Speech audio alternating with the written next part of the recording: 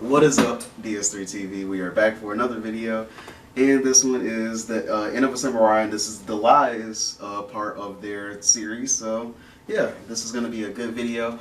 Also, thank you to the subscriber that actually, you know, said that I need to, take care of my eyes better, and yeah, which is probably true since I already have glasses, can't really see, and when I don't have glasses on, I have contacts. So yeah, but thank you, for saying that. But yeah, I'm gonna try to.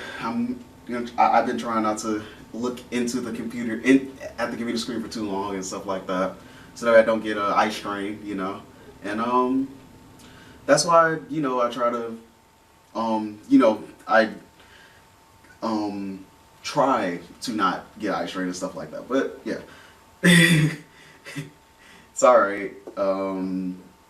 If you don't care about it, it's fine. I'm gonna get into the video right now. Also, subscribe to the channel. Want to get 500 subscribers by January 14th, and yeah.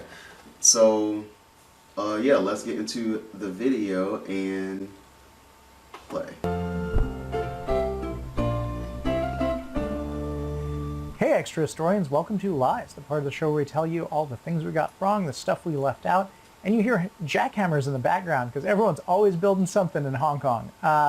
Sorry about that. So we're doing The End of the Samurai, which is one of my favorite series I've ever written for this channel, actually. We're just going to blaze through because I went overtime way on the last two takes. So recommended reading for this week is The Making of Modern Japan by Marcus B. Jansen, The Last Samurai, The Life and Battles of Saigo Takamori by Mark Ravenna. Save myself a little bit of time later. The movie The Last Samurai did a real nasty thing in making it seem like Tom Cruise is the Last Samurai, and then people say the real Last Samurai is the French guy that he was based on, Jules Brunet. But actually the guy who has the title The Last Samurai is Saigo Takamori. He is the one who in Japanese history is called The Last Samurai. Okay. Samurai Assassins, Dark Murder and the Meiji Restoration, 1853 to 1868 by Romulus Hillsborough. That'll give you all the juicy details on all the assassinations. Japanese Armies, 1868 to 1867, The Boshin War and Satsuma Rebellion by Osprey, which is written by Gabriel Esposito, illustrated by Giuseppe Rava. It is a great book. It came out just before I started writing this show. I highly recommend it. I love these weird transitional armies where it's like still a lot of traditional Asian weapons and equipment, and then like modern rifles and Union Army jackets and stuff like that is totally my thing. Yeah, that's really cool how they use it definitely shows a different time that they were using. They didn't just use like the guns, like how most societies weren't using swords or knives like that anymore, right? Like not like not it wasn't as popular, but like in Japan they were so new to getting guns at this point that they that they like decided to just like to use both of them, and it worked effectively, honestly. Like in their country, it worked effectively. The Warlords era in China also has amazing stuff like that. So just in general, let's talk about the origin of the series. I made a trip with my wife to Kyoto in 2015. We went for this moonlit walk just outside of Gion, along the Takase River, and I just kept running across all of these monuments to murdered samurai, and like the historical marker for Sakamoto Ryoma's assassination, and literally these two monuments next to each other for Omuro Masujiro and Sakuma Shozen.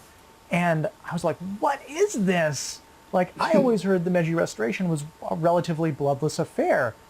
So I started reading up on it. And when someone suggested the Boshin War in our topic poll, I went, we're definitely putting that on the list because I know I could do a really great set of episodes on that. This period is really famous in Japan and particularly in Japanese pop culture if you're into anime. So we covered 20 years of it. So there are plenty of really fascinating characters that we just like glossed or skipped over because they were a mover and shaker, but not a big enough mover and shaker to rate like our 20-year timeline. And it's important to remember that this is also, we talk about like all the murder and assassination and the wars and stuff, but this is also the period where Japan gains a constitution, it gains public education, a total economic overhaul, and people start working in factories for the first time. So it's a monumental period. We could have done 3 or 4 different series just on this period, but we're taking this like little slice of it. It's often talked about like it's bloodless or near bloodless, but actually it's only surprisingly bloodless considering the amount of change and the pace of change, right? The French Revolution killed. So it's not really bloodless. It wasn't really bloodless, but it was, significantly less blood was shed than in other revolutions. I can see what they mean here. Huge amounts more people than the Meiji Restoration, and it's difficult to even comprehend how many died during the Meiji Restoration because there's not really a universally accepted definition academically of when it began and when it ended. So do you count all these people who died in factory accidents or who had premature deaths because of environmental damage or, living next to factories that are belching out pollution? It's a real question, but this is the fastest industrialization, modernization in all of world history. And there are major consequences to that, including, this period sets up imperialism in the Pacific, which is something I like to seed through because I want to pick up those threads if we ever do a series on Japanese imperialism, which I would like to do very much. Related to that, we had a patron question from Marina de Morris who asked, why is it okay to show imperial Japanese imagery but not the swastika? So the reason for that is because Germany and a couple of other Central European nations have really specific laws about how you can show the swastika in commercial products. And if we put it in our episodes, they're going to be blocked in those countries. We don't want that to happen because we would rather people have access to the history. Those laws are not in force in Japan, places like that. So it's not necessarily a YouTube rule or an us rule. It's a national rule that we are cooperating with, essentially, so that people can have access to the episodes. Episode 1. I just want to point out that daimyo had to keep a residence in Kyoto and spend part of, or not Kyoto, in Edo, and spend part of their time there. This was part of the way that the shogun controlled them and made sure that they weren't getting up to stuff behind his back. And this is one of the reasons that their fortunes are getting drained and the merchants are making a lot of money off them. So it's not just foreign trade that the merchants are making money off of. They're literally making money off the daimyo spending time in Edo. So that's part of their economic rise. Before the Perry expedition, there are a few people who are reading Western books. Sakuma Shozen is one of them. Actually, he and a friend, they tried to have his friend stow away on one of Perry's ships so that they could secretly go to the West and learn about the West, and they end up both getting punished for it. Let's talk about Inosuke's head. So Inosuke is murdered in this very terrible way. When you're a samurai, you're supposed to die fighting. You're not supposed to get captured by the enemy and executed. You're supposed to either go down clean, or you're supposed to commit suicide so that you're not taken. So the way that Inosuke is killed is this terribly dishonoring way. So his samurai actually take his body and pretend that he's wounded for a while and that he's still alive, so they can kind of seed this story that he was wounded fighting and died later, and actually sew his head back on to try and fake this. Faking a good death is very common during this period. In fact, it happens with Saigo Takamori, as we mentioned a little bit in the show. I just want to point out that the Itakaya incident is now a theme restaurant. The site is now a theme restaurant, so you can go and have servers in Shinsengumi uniform bring you your themed meal, and it's covered in memorabilia. And I really want to go there when we can travel again. I'm definitely going to Kyoto and having a meal at this restaurant, and I will put all the pictures on the Patreon. I hope it doesn't go under during COVID. I just want to show you Nick's original frames from the Richards incident because they're hilarious. But I said this is amazing and I'm totally going to show it during lives, but we really need to show the kind of disregard and arrogance that was being in evidence in this incident. Originally, it was a bigger part of the episode, and it just had to be minimized. But it's a big deal. But for the record, what he said before he barged into the daimyo's bodyguards was, I have lived 7 years in China. I know how to deal with these people. Don't say that kind of thing if you're a Westerner living in Asia. It never ends well. I would assume so. That would end well in a lot of places, and especially calling them these people, that would seem very disrespectful. But yeah. Speaking as a Westerner living in Asia, I just want to point out, America kicks off all this stuff with Perry and then just like disappears from the international scene for a while because of the Civil War and Reconstruction and all the Western expansion and wars with Native Americans. They just are not really internationally engaged for a while. So they're sort of a big deal at the beginning of this period and then just gone. During the bombardment of Kagoshima, very few Japanese people are actually killed because they've evacuated the city. There's no one there. There's enormous property damage. But actually more British sailors are killed in this exchange of fire than Japanese subjects, including one of the officers commanding these two British ships, because he is looking at the shore batteries and his head gets taken off by a cannonball. The attack on the British ambassador actually happened during the Boshin War. I brought it earlier because we didn't want to interrupt the Boshin War to talk about it. There were also some French sailors killed during the Boshin War. Serizawa Kamo, the first leader of the Shinsengumi, when we talk about these erratic episodes of violence, one of them was he had gotten an argument with this merchant, so he fired a cannon into his shop a bunch. So that's the kind of guy we're talking about. We did a little bit of a cheat with Emperor Meiji. So when a new Japanese emperor comes to the throne, they declare a new era. So this is the Meiji era. And they're called the Meiji Emperor after death, posthumously. When they're alive, they're just called the Emperor, right? But since this is what he's called in textbooks and stuff, we decided not to play with it too much. We didn't really have time to explain it, so we just called him Meiji Emperor just to keep things straight. Episode 3, Ryoma's assassination. It happens in an inn, but it's more like an Airbnb. It's like an upper room in a soy sauce shop that he's rented. And just for the record, because I thought this was a cool detail, when he hears that thump downstairs and he thinks that his bodyguards are sparring, they're both sumo wrestlers, and he goes like, hey, stop screwing around down there. It's actually a little stronger language that he used. That's the sound of his bodyguard's body hitting the floor after he's been like sliced in the back with the sword. Very sad, actually. It's essentially just a knock on the door.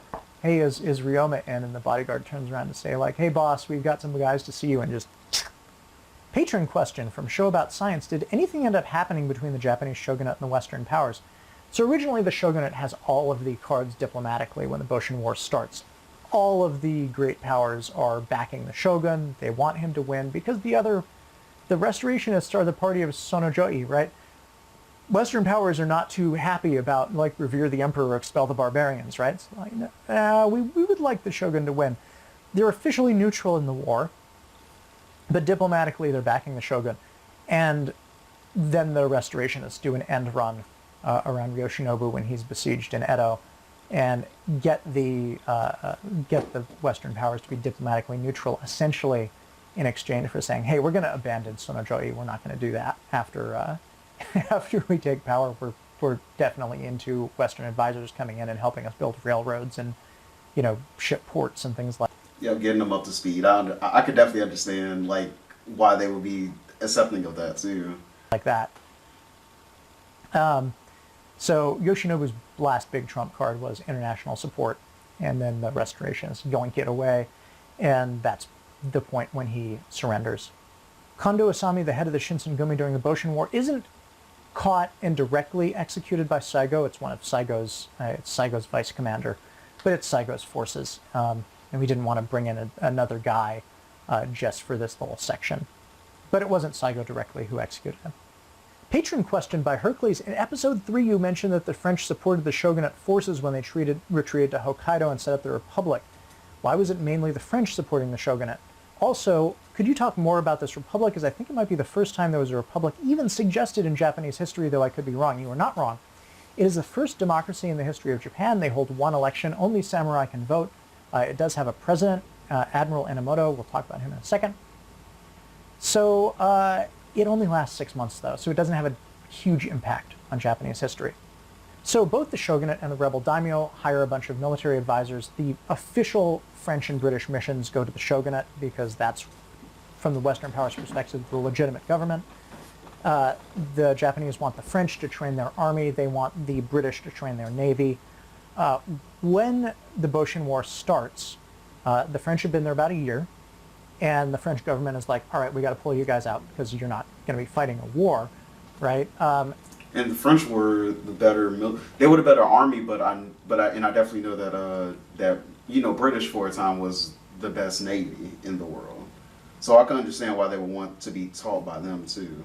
And this French lieutenant, who's an artillery advisor named Jules Brunet, resigns his commission and jumps ship with 4 or 5 non-commissioned officers and decides to just join the shogunate forces. And a couple of naval officers come with him, essentially deserting to go join the shogunate as well. And they're there for the war. Brunet is a key figure helping set up the Ezo Republic and organize it and kind of advise them on democracy. He ends up steering Admiral Inomoto Takeaki to the presidency. Brunet, after things fall apart, he goes back to France. He's sort of lightly punished, but he's such a hero in this kind of Lawrence of Arabia sense among the public that he doesn't really get punished at all much. He gets 6 months suspension and like a demotion, but whatever. He still fights in the Franco-Prussian War. He ends his career as a divisional general as the chief of staff to the French Minister of War, who was previously his boss during the French mission to Japan. He's also part of the Legion of Honor because he helped suppress the Paris Commune.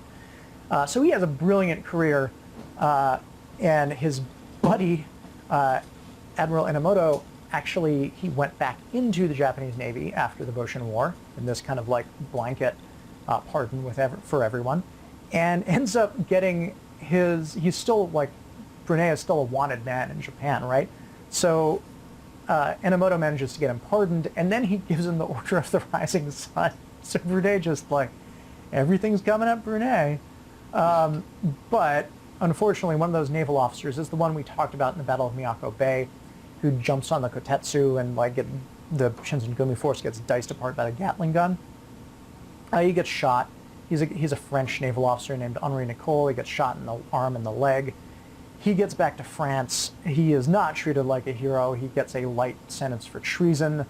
He ends up having to join the Franco-Prussian War as a private and ends up getting killed at the age of 24. Poor guy. But he was a native of Bordeaux, and the Kotetsu was originally built for the Confederate States Navy in Bordeaux. It was not finished by the time the war ended, so then it was sold off. But because it was built in Bordeaux, Nicole was familiar with it. He had seen it, he'd been aboard it, so he was like, hey, I can show you guys how to take this over. What is up? The recording stopped on the screen, so I had to delete some stuff, but yeah, we're back into the video right now, so let's get into it. And don't forget to subscribe and to get me up to 500 subscribers by January 14th. And yeah, so let's get into it and play. Begins. It is a hugely controversial place now because it developed from being a shrine for the Boshin War to being a general Japanese war dead shrine. And after World War II, a lot of Class A war criminals were enshrined by name there. And so that that is believed to be where their spirits are residing, partially. In a lot of East Asian religions, people have multiple souls. And you will enshrine one in a nameplate or a plaque. And there are visits by Japanese politicians there, so it's hugely, hugely controversial in East Asia, particularly in China and Japan. But that's how it got started. I encourage you to read more about it. It's an interesting topic that I can't do justice for just in this like 30-second thing. First thing you see there, though, when you visit that shrine, which you generally do not as a Westerner, it's pretty much only for Japanese. The first thing you see is a statue of Omura Masujiro, who's considered the father of the Japanese army. This is the guy who was wounded in the leg and jumped in the bath to hide and died of an infection. Episode 5. Let's just talk briefly about The Last Samurai movie. I'm not a fan. I think there are a lot of great actors in it. Sadly, there's some really beautiful photography, but I don't like how it mingles the events of the Boshin War and the Satsuma Rebellion and tries to tell this very simplified story about like traditionalists versus modernity, which is just not, when you look at this period, I think the series that we made speaks for itself, that it's a much more complicated story.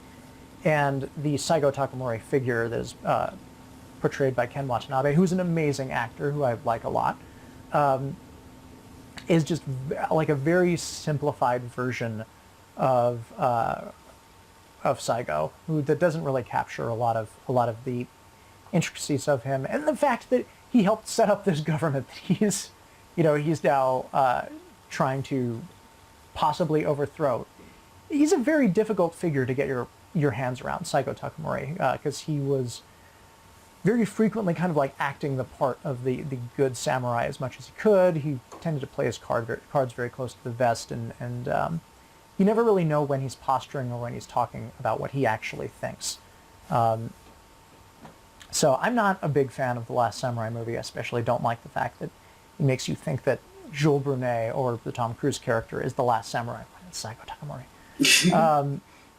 But yeah, one of my goals reading this series is to show that like there's no easy definition of traditionalists. And Yeah, I mean, I'm understanding that more. It's no really easy to like. It's no easy way to explain any of these like wars or time or periods in history. You just have to kind of, some things you have to glance over because you're looking at a whole period and you don't have time for every little thing sometimes.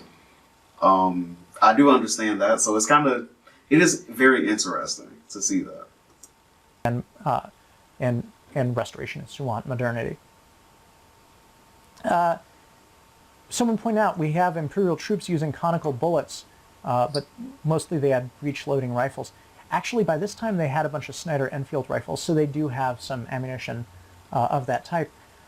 We can't do like 4 or 5 different rifles in a series. We just can't. Like they would never get finished. That's too many art models, unfortunately. It's a cheat that we have to do, just like how nobody has arms or necks. Yeah.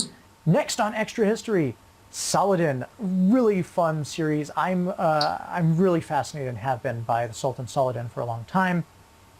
We're basically taking him during the Third Crusade. So from the Battle of Hattin forward. And so it's this great victory. He wins one of the most consequential and total victories in world history. And he ends up spending the rest of his life trying to protect what he won during that, which is Jerusalem. After that, we're going to be talking about Teddy Roosevelt and the breaking of Standard Oil and taking on the Meat Trust and the railroads. And this is going to be Teddy Roosevelt expanded. If you watch like a Teddy Roosevelt did do a lot, though. He actually, a little known fact, he also brought back football in America, and not soccer. Talk about American football, but yeah. So that's interesting too. Documentary, like there'll be 5 minutes on Teddy Roosevelt and trust busting. This is going to be a whole thing about it. And Ida Tarbell, one of the inventors of investigative journalism, in her crusade against the Standard Oil Company. After that, it's Jewish pirates. So these are all the guys that get kicked out of Spain in 1492 and then just turn around and decide to take it out on Spanish shipping and go to the Caribbean and hang out in Jamaica and stuff like that. It's going to be a fun series. Might be a short one too, so we'll have maybe 1 or 2 off after that. And it just got voted in, the 30 Years' War. This was one of our most requested topics, and it finally got voted through. I'm going to start working on that in the new year. Ibn Battuta's... Yeah, the 30 Years' War I do want to learn more about because it was a very long time, like, a very long war. So it's a pretty fun thing. It's a pretty interesting thing to learn about. That's what I really want to say. Side trip. So we're going to zoom out and look at how Japan was perceived by 2 different nations at this time and all the stuff that's happening in Japan and China and in the Kingdom of Hawaii. And both of these nations are looking at Japan and saying, like, this is how you do it. This is how you modernize your state in a way that you can weather Western imperialism and expansion.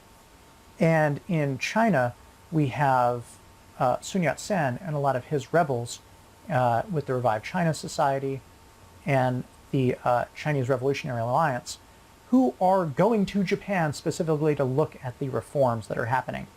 And I would highly recommend that you revisit, I think it's episode 3 and 4 of our Sun Yat-sen series, to see how this all ties in, because it ties in very heavily. And then, at this time in the Kingdom of Hawaii, we have King Kalakaua, who is weathering American pressure, and who decides to take a voyage around the world.